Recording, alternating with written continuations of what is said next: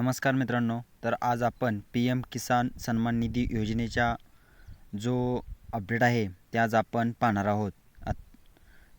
याच्या संदर्भातील एक अतिशय महत्त्वाचा असा अपडेट आजच्या व्हिडिओच्या माध्यमातून आपण जाणून घेण्याचा प्रयत्न करणार आहोत. मित्रांनो, जर तुम्हाला लाभार्थी म्हणून या योजनेमध्ये राहायचं असेल तर तुमच्यासाठी एक शेवटची आणि लास्ट ही संधी आहे देण्यात आलेली आहे. अन्यथा या योजनेमधून तुमचं नाव अपात्र करून तुमचे येणारे हप्ते बंद होणार आहेत.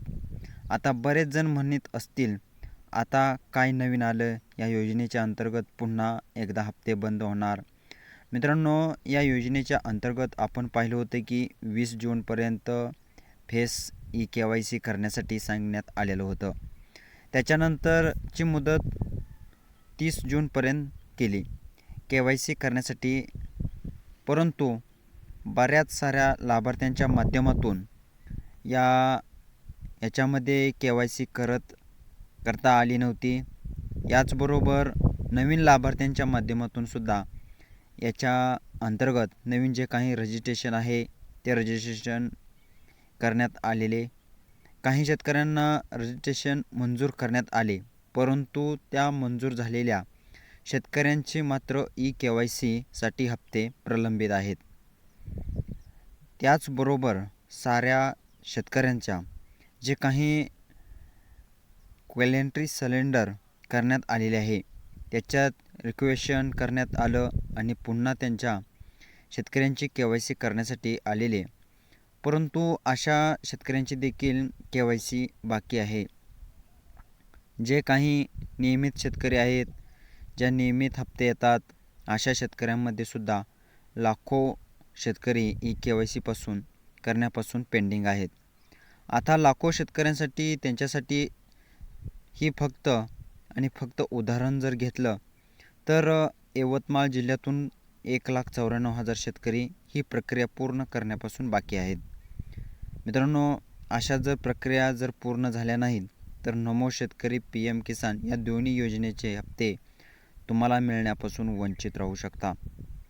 त्याचमुळे या योजनेच्या अंतर्गत लवकरात लवकर तुम्हाला आपली फेस KYC पूर्ण करून, पूर्वी राज्य शासनाकडे त्याच्यासाठी सेपरेट कर्मचारी नव्हते, आता त्यांच्या अंतर्गत नवीन कर्मचाऱ्यांची नियुक्ती करण्यात आलेली आहे.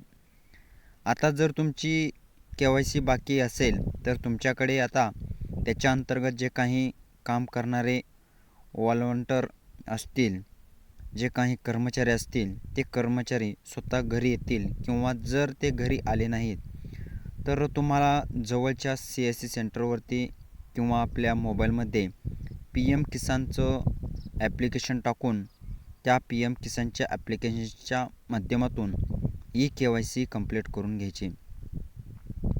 फेस KYC कंप्लीट करून ॲग्रीस्टॅक फार्मर ID काढला नसेल तर तोही फार्मर ID काढून घ्या.